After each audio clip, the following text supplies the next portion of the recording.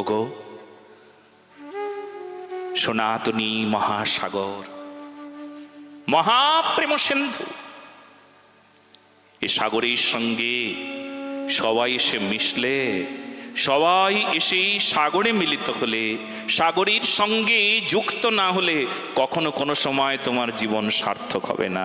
ওগো নদী, ওগো নদীরূপী যে ধর্ম কিছুদিন আগে তৈরি হয়েছে, তা তোমাকে সাগরের সঙ্গে না মিলন হলে তুমি ধর্মের সার্থকতা পাবে না, ধর্মের রসের অনুভব, আনন্দ, স্ফূর্তি তোমার জাগবে না। এসো সনাতনীর সঙ্গে যুক্ত হও, মানুষ হও। বলো না গো রাধে রাধে। এ হলো সনাতন ধর্ম গো, যে ধর্ম সবাইকে আহ্বান করে, এসো এসো তোমরা সব হুনতল সবাই এসো, পাঠান মুঘল এসো এসো। তোমরাও একবার জানো কত উদারতার কাছে তুমি এসেছো, জানো এতদিন হিংসা, দেশ, ঘৃণা ইত্যাদি ইত্যাদি কত কিছু শিখেছো। হ্যাঁ, কেউ তো শিক্ষাও দেয়, ধর্মের আঙ্গিনায় বসে, ধর্মের রাস্তায় বসে এই সমস্ত শিক্ষাও দেয় আজকাল। হ্যাঁ, কাউকে কাফের বানিয়ে দেয়, কাউকে অহিন্দু। আমরা যারা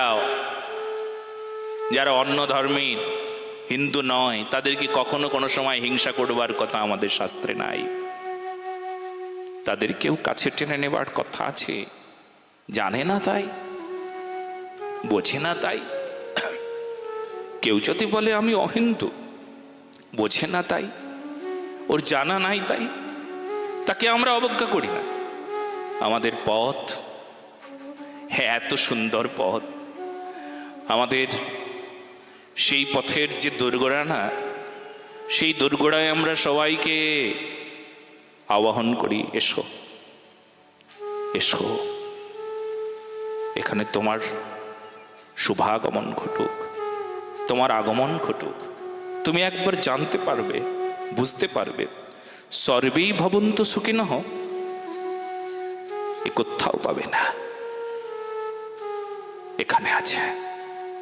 সর্বমঙ্গল মঙ্গল্যম বরেণ্যম বরদং শুভম, এই বেদধ্বনিতে সবার মঙ্গল কামনা, বিশ্বের কল্যাণ কামনা। অয়ম নিজ পরিবেতি গণনা লঘু চেতা সম, উদার চরিতানন্তু বসুধৈব কুটুম্বকম। উদার চরিত্র, উদার চরিত্রের সেই চরিত্র গঠনের কারিগর আমাদের সনাতন ধর্ম। বলো না গো রাধে রাধে। এ ধর্ম কি, এ ধর্ম কি তৈরি করে? চরিত্র তৈরি করে। উদার চরিত্র, মহান চরিত্র। যে এমন চরিত্র গ্রহণ করে, এমন চরিত্র গ্রহণ করে, কোত্থেকে গ্রহণ করে? এ সনাতন থেকে গ্রহণ করে। বলো না গো রাধে রাধে। এই জন্য ভগবান নিজে আসেন। জন্মাদ্যস্ব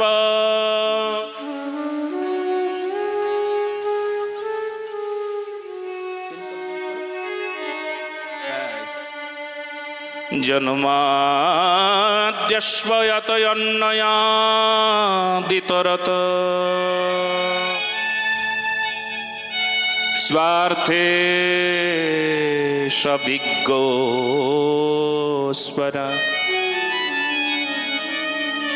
জন্মাদ্যস্য, তাহলে কেন জন্ম নেন ভগবান? যারা বলে ভগবান জন্ম নেয়, ভগবানের জন্ম হয়, তাহলে মানুষের জন্ম হয় মানুষের মতন, তাহলে কি করে তাকে তুমি ভগবান বলো? প্রশ্ন করে কিনা আপনাদেরকে? হ্যাঁ, প্রশ্ন করে কিনা? কিন্তু ভগবান জন্ম নিতে পারেন, ভগবান জন্ম নিতে জানেন। বলে কেন? এই জন্য ভগবান জন্ম নেন যে তিনি সাধ্য সাধকের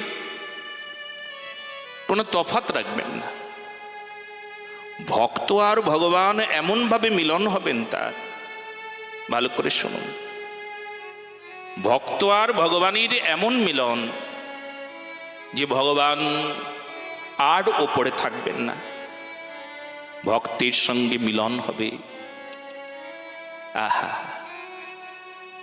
মিলনই আমার ভগবানের আনন্দ হবে। বৈষ্ণব হৃদয়ে মোর সতত বিশ্রাম,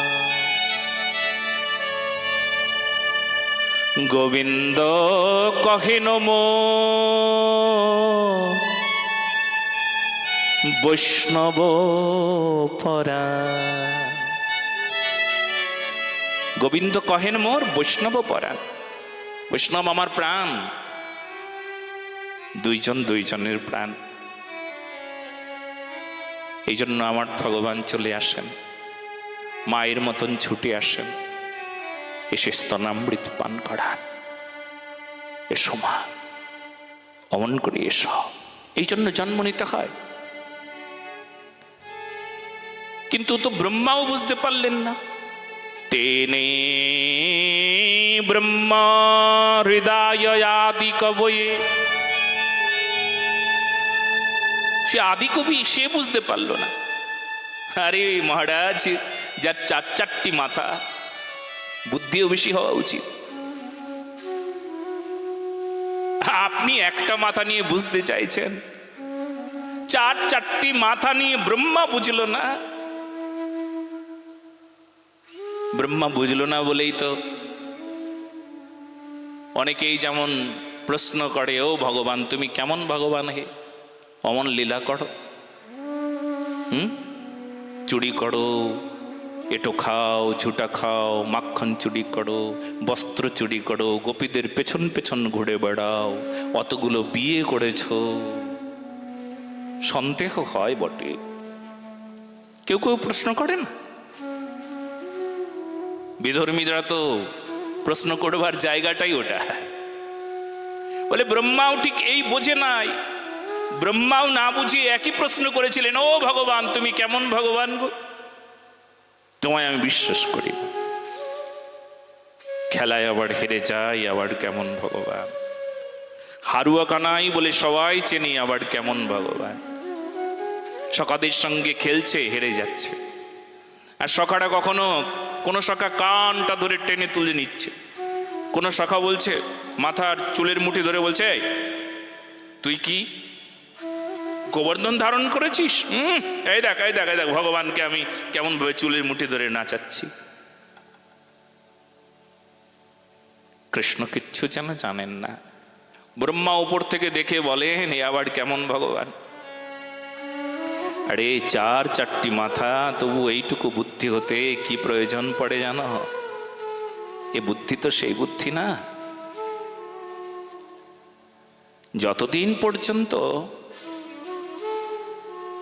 তোমার শ্রদ্ধা নামক বিষয় না আসবে। দেখো 9টি সিঁড়ি আছে ভজন ক্রমে। সিঁড়ি কেন বলছি জানো? সিঁড়ি মানে হচ্ছে নিচে থেকে ওপরে উঠতে হবে, ওই জায়গায় পৌঁছতে হবে। ধর্মের চরম স্থান পরম ধর্ম, প্রেম ধর্ম, ওই জায়গায় পৌঁছতে হলেই তোমার প্রথম সিঁড়িতে আসতে হবে। প্রথম সিঁড়ি কি? আদৌ শ্রদ্ধা, দ্বিতীয় সাধু সঙ্গ। প্রথম শ্রদ্ধা, বলে শ্রদ্ধা ছাড়া হবে না।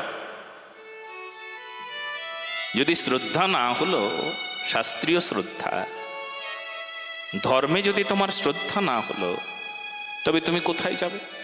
দ্বিতীয় সিঁড়িতে উঠতেই তো পারবে না। দ্বিতীয় সিঁড়ি কি? দ্বিতীয় সাধু সঙ্গ। সাধু সঙ্গ করবে কিন্তু শ্রদ্ধা হবে না, তাহলে কানে যাবে কিন্তু কোনো ক্রিয়া হবে না। আর যেমন অনেকেই শোনে কিন্তু ক্রিয়া হয় না। শ্রদ্ধায় যদি না শ্রবণ করি তাহলে ক্রিয়া হওয়ার কথা না, উপকার হবে না। ঔষধ খাচ্ছি, ঔষধে উপকার হচ্ছে না, ডাক্তারবাবু বলে দিয়েছেন দেখো ঔষধে তোমার পথ্যটা এটা হবে। তুমি ঔষধ খাচ্ছ কিন্তু পথ্য ঠিক মতো হচ্ছে না, যেটা নিষেধ সেটা তুমি খাচ্ছ, ঔষধে ক্রিয়া হচ্ছে না।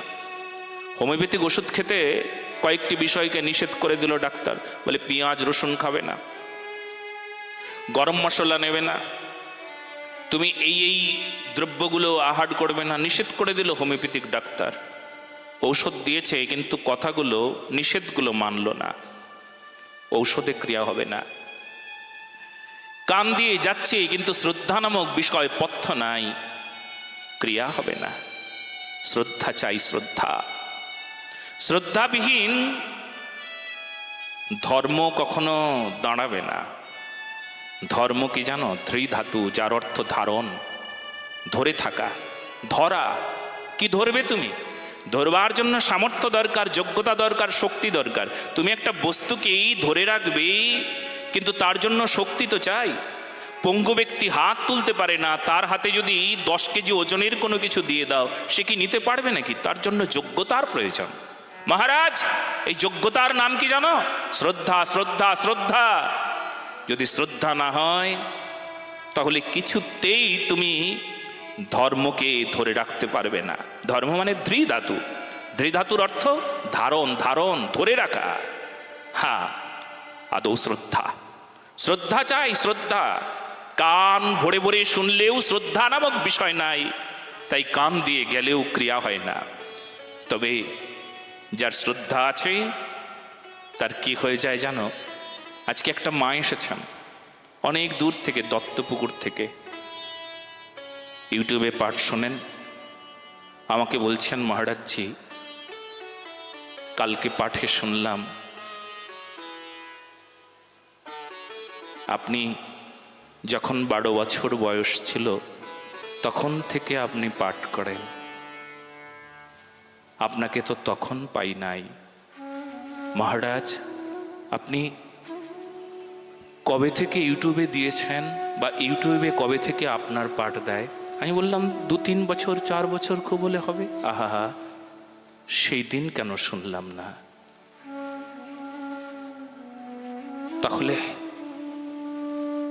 আমার এই দেহ নৈবেদ্যটা ভগবানের কাছে পৌঁছে যেত। আমার এই নৈবেদ্য মায়ায় আগেই ভক্ষণ করে ফেলেছে। আমি যে অপবিত্র হয়ে গেছি। আমি পবিত্র হয়ে থাকতাম। আমি বললাম, কথাগুলো কোথায় পেলে? বলে, আপনিই বলেছেন পাঠে, দেহ নৈবেদ্য ভোগ লাগাতে হয়। কাকে ভোগ লাগাবো? এই নৈবেদ্যকে। হ্যাঁ, দেবতার পূজা করতে গেলেও আগে ভগবান, তাকে নৈবেদ্য অর্পণ করতে হয়, তারপর সে প্রসাদ সে দেবতাকে দিতে হয়। এত অধিপতয়ে দেবায় শ্রী বিষ্ণবে নমঃ তৎসম্প্রদানায়, যে দেবতা সে দেবতার নামে সম্প্রদান করতে হয়।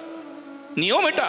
আপনি যে কোনো পূজা করবেন ব্রাহ্মণকে জিজ্ঞেস করে দেখবেন কি ব্রাহ্মণ দেবতা আপনি পুজো করেন। প্রথমে এত অধিপতয়ে দেবায় শ্রী বিষ্ণবে নমঃ। যে কোনো পূজা করবেন, কালী হোক, সরস্বতী হোক, লক্ষ্মী হোক, সব দেবতার অগ্রে ভগবান শ্রীহরি বিষ্ণুকে নিবেদন করতে হয়। বিষ্ণু নিবেদিত নৈবেদ্য যদি না হয় তবে দেবতারাও গ্রহণ করে না। আরে, অথচ আমি যাহার নৈবেদ্য তাকে দিলাম না, যাহার আমি তার হলাম না, যার আমি তাকে জানলাম না। ওরে ওরে সনাতন ধর্মের মানুষ আর তৎসতে অন্য ধর্মের মানুষ, এই নৈবেদ্যটা কার জানো? এই নৈবেদ্যটা তার যে রচনা করেছিল সুন্দর করে। কি সুন্দর রচনা দেখো! চোখটা মানুষের মতন বানিয়ে দিল, কান দুটো মানুষের মতন, মুখটাও সুন্দর বানালো, শরীর, হাত, পা সব কিছু দিয়ে একটা মানুষ বানিয়ে দিল। কি সুন্দর রচনা রচয়িতার! অথচ দেখো, মানুষ হয়েছি, কিন্তু যে রচনা করলো তার জন্য রচনা করেছিল। বলে, ওরে আমি তোকে আমার জন্য রচনা করে পাঠালাম, খুব দ্রুত আমার কাছে চলে আয়। কি করে আসবো গো? বলে, ধর্ম করে আমার কাছে আসবি, নতুবা অন্য কোনো উপায় নাই। বলে, সে ধর্মের নাম কি? বলে, সনাতন। বলো না গো রাধে রাধে, সে ধর্মের নাম কি? সনাতন। ও ধর্ম করেই আমার কাছে আসতে হয়। হয়তো কেউ প্রশ্ন করবেন, মহারাজজি আপনি যে কথাগুলো বলেন, ভাবে বলেন, কবিতার মতন করে বলেন, কিন্তু মহারাজ একবার সত্য করে বলুন তো, এর কি দলিল আছে? বিপক্ষ বলবে, এর কোনো রেফারেন্স আছে, তথ্য আছে? এর কোনো তথ্য বলতে পারেন? বলে হ্যাঁ গীতায় তথ্য আছে ভুড়ি ভুড়ি, একটা তথ্য নিন। তেষামহং সমধুরতা মৃত্যু সংসার সাগরা ভবামি না চিরাৎ পার্থ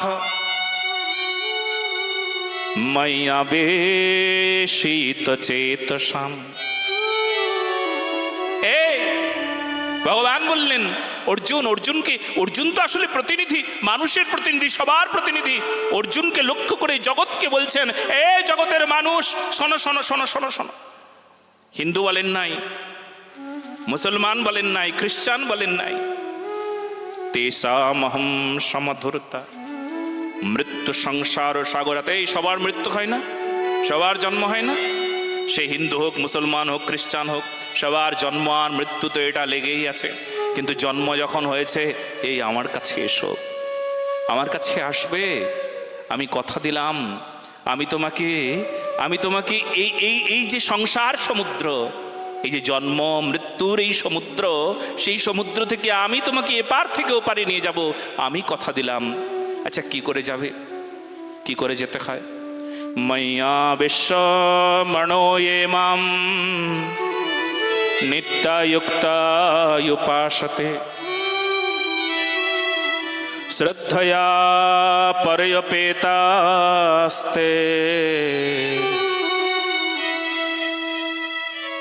মে যুক্তা তমামতাঃ।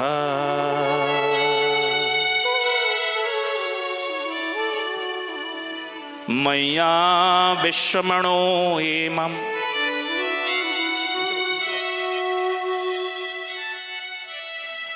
ময়্যাবেশ্যমনো ये মাম। গীতা দ্বাদশ অধ্যায় সংখ্যা, শ্লোক সংখ্যা, মন্ত্র সংখ্যা 2। ময়্যাবেশ্যমনো ये মাম নিত্যায়ুক্তায়ুপাসতে। এই দেখুন, নিত্যায়ুক্ত উপাসতে, ভালো করে স্পষ্ট করে নিন। নিত্য উপাসনা, বলে নিত্য উপাসনা, নিত্য মানে কি? নিত্য শব্দের অর্থ শাশ্বত, সনাতনী উপাসনা। সনাতন শব্দের অর্থ কি? নিত্য, শাশ্বত। কি উপাসনা করবে? ময়্যাবেশ্যমনো ये মাম, আমাকে মন দাও। কি করে মন দেবে?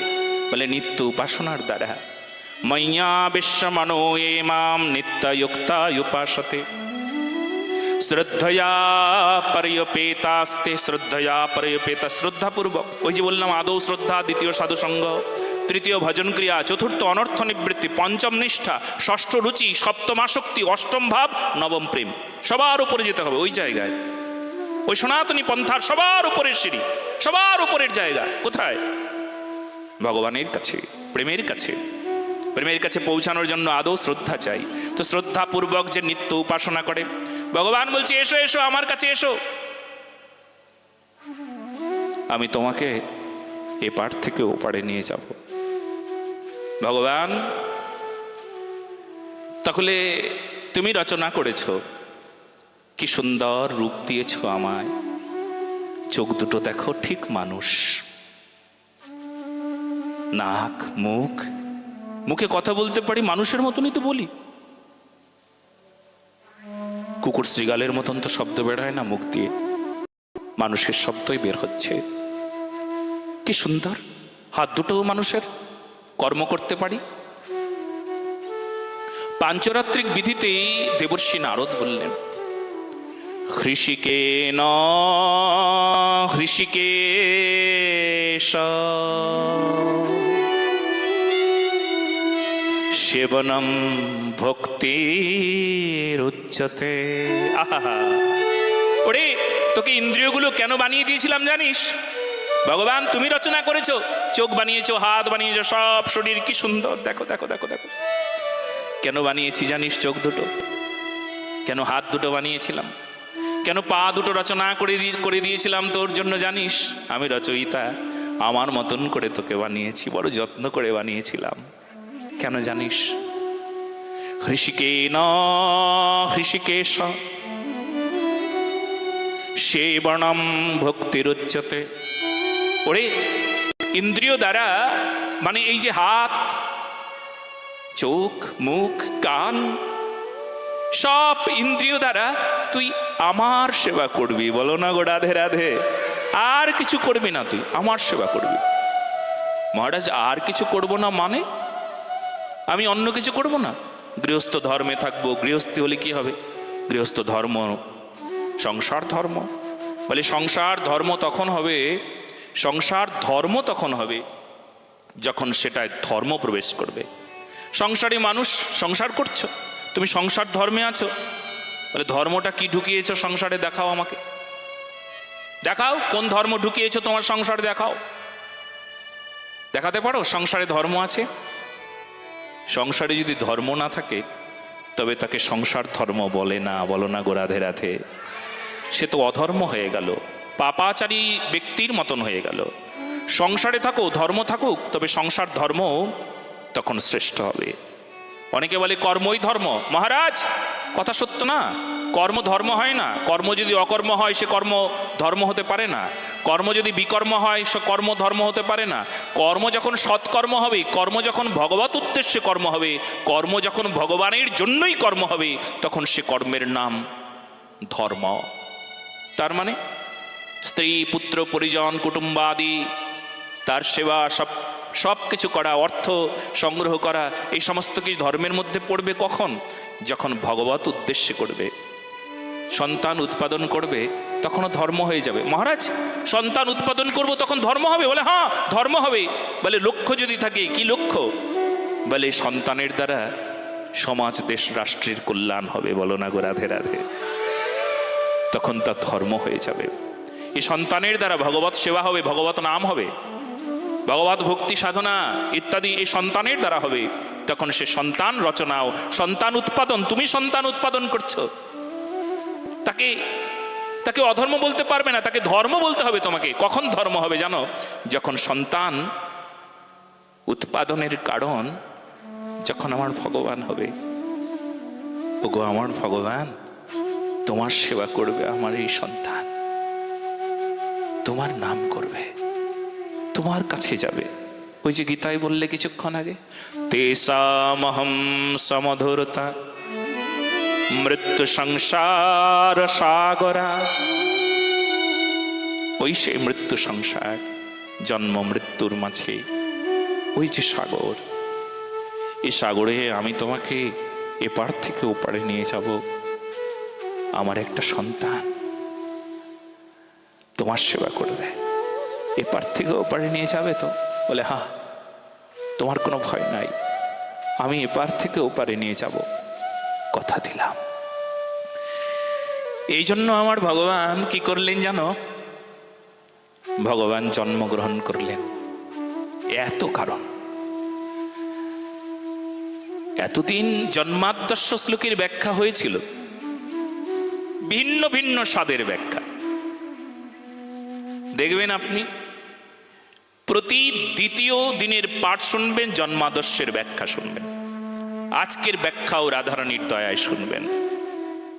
ভিন্ন ভিন্ন রসের আস্বাদন হবে। এরকম নয় যে এক একটা ব্যাখ্যা সব একরকম হয়ে গেল, এটা হতে পারে না, এক হবে না। ভিন্ন রসের আস্বাদন। তাহলে ব্রহ্মা তুমি চিনতে পারলে না, ব্রহ্মা তুমি বুঝতে পারলে না, ব্রহ্মা তুমি কি করে ভগবানকে পরীক্ষা করলে? ব্রহ্মা পর্যন্ত বোঝে না, তুমি এই মাথা নিয়ে কি করে বুঝবে? রাবণের কম বুদ্ধি ছিল নাকি? রাবণ তোমার কম বুদ্ধি? আরে সেই রাবণ মহাদেবের সামনে যখনই দাঁড়াতো, এক এক দিন এক একটা শ্লোক, সেই মুহূর্তেই শ্লোক রচনা করে ফেলতেন। শুধু শ্লোক রচনা নয়, ছন্দে, অলঙ্কারে, কাব্যের গুণে, কবিত্ব শক্তিতে ভরপুর। এক মুহূর্তে তৎক্ষণাৎ রচনা করতেন। কে জানেন? রাবণ। কত বড় বিদ্বান ছিলেন, কত বড় পণ্ডিত, ব্রাহ্মণ শরীর, কিন্তু ব্রাহ্মণ, পণ্ডিত, বিদ্বান, অথচ রাম মানে না, রাম বোঝে না, রাম রাম গায় না, রামকে শত্রু বলে। ওগো, রাবণের কি হয়েছিল জানো তো? রাবণের ধ্বংস অনিবার্য কিনা? তুমি যদি রাবণের মতন পণ্ডিত হও, কিন্তু তুমি জেনে রেখো তুমি রাবণ। কেন রাবণ জানো? তুমি রাম মানো না। বলো না গো রাধে রাধে। ওগো অন্য ধর্মের মানুষ, তোমরা জেনে রেখো, তুমি যতই পণ্ডিত হও, যতই বিদ্বান হও, যতই নিজেকে মহান বলে ভাবো, যতই তুমি নিজেকে মহান বলে বিচার করো, কিন্তু যদি তুমি রাম না মানো, রাম না জানো, রামের চরণে দাসত্ব স্বীকার না করো, তবে রাবণের মতন তোমাকে মরতে হবে, এটা গ্যারান্টি রইল। বলো না গো, সত্য সনাতন ধর্ম কি? রাবণের মতন মরতে হবে। রাবণ কত বড় পণ্ডিত ছিল, তুমি তো অত বড় হতে পারবে না, কিন্তু তবুও তুমি পণ্ডিত মন্না। পণ্ডিত মন্না মানে কি? শব্দটির অর্থ কি? নিজেকে পণ্ডিত বলে বিচার করে, নিজেই নিজেকেই নিজে পণ্ডিত বলে ভাবে, তাকে পণ্ডিত মন্না বলা হয়। অন্য কেউ পণ্ডিত বলে না, নিজেই নিজেকে পণ্ডিত বলে। তো যতই নিজেকে নিজে পণ্ডিত বলো, যতদিন তুমি রাম কৃষ্ণ ভগবান ভক্তি সাধন, প্রেম সাধন, প্রেম ধর্মকে না আস্বাদন করবে, ততদিন পর্যন্ত তোমাকে জানতে হবে তোমার রাবণের কথাটা। রাবণের চরিত্র ভালো করে জেনে নিও, দেখে নিও, বুঝে নিও। বলো না গো রাধে রাধে। ব্রহ্মা পর্যন্ত বুঝতে পারলেন না ভগবান কেন জন্ম নেন। তুমি কে বোঝার হে? অত সহজ নাকি? তুমি বুঝবে তোমার জন্মের কারণ, তুমি বুঝবে হে। তেনে ব্রহ্মা হৃদয়াদি কবয়ে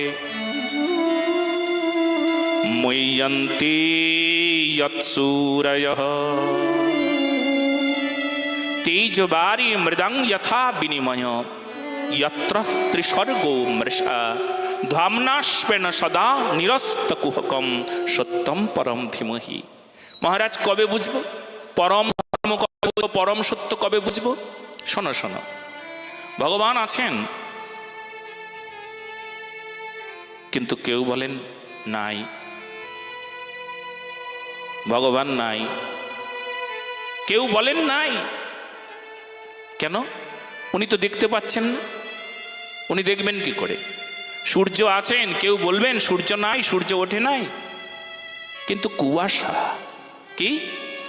কুয়াশা, কুয়াশায় ঢেকে আছে। আর কুয়াশায় যখন ঢেকে আছে সূর্য, তখন তাকে আপনি কি করে দেখতে চাইবেন? বা দেখতে চাইলেও কি দেখতে পাবেন নাকি? আরে মহারাজ, আগে আপনার হৃদয়ে ভরা কুয়াশা, কি আশা? কুয়াশা সরে যাক। কুয়াশা সরে গেলেই তারপর ভগবানকে দর্শন করতে পারবেন। আর কুয়াশা সরবে কি করে জানেন?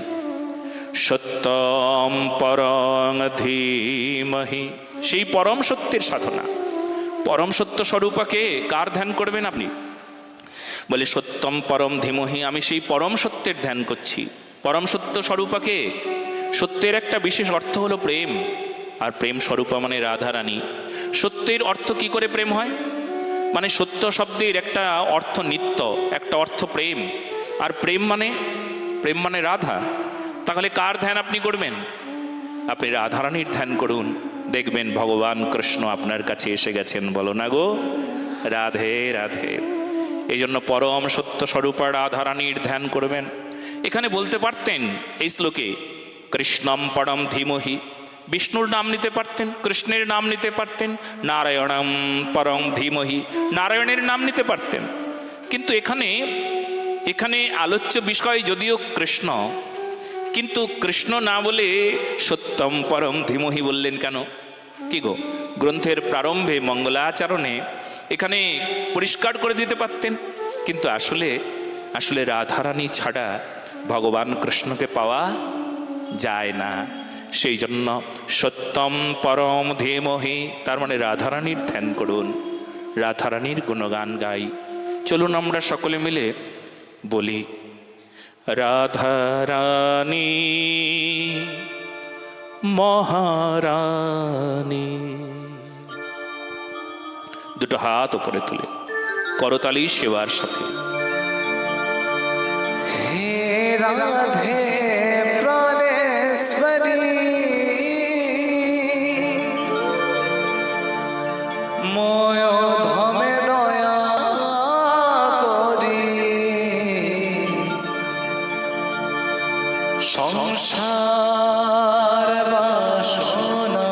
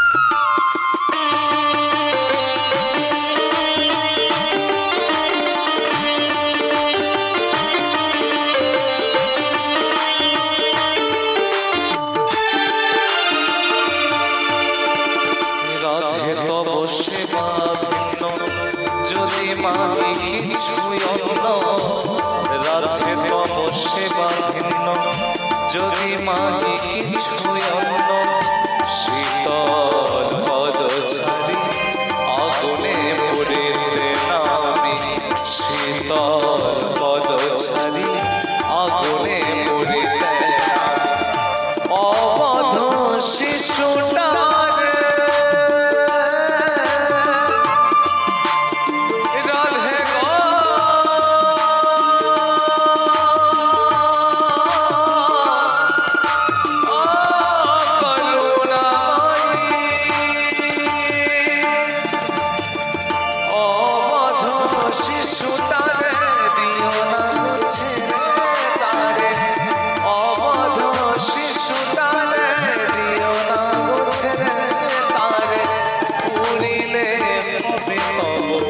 যন্ত্রণা বেশি।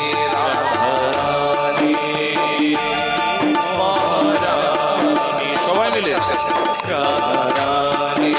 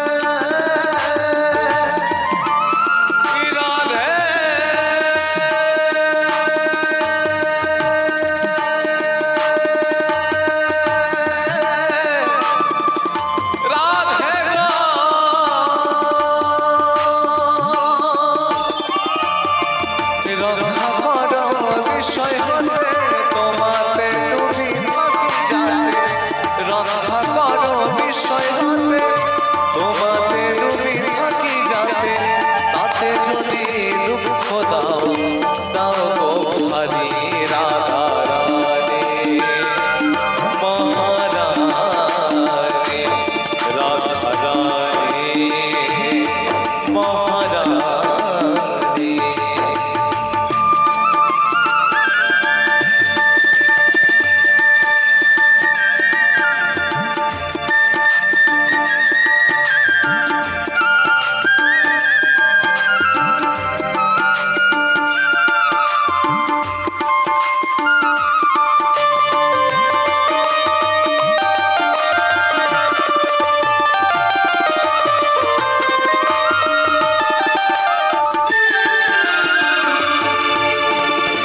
এবে যদি দাও দুঃখ ভাবিব মহাসুখ এবে যদি দাও দুঃখ ভাবিব মহাসুখ সংসার বাসনা তবে ছাড়িয়ে রাখে সংসার বাসনা তবে ছাড়ি তবে হবে শুদ্ধ চিরিতে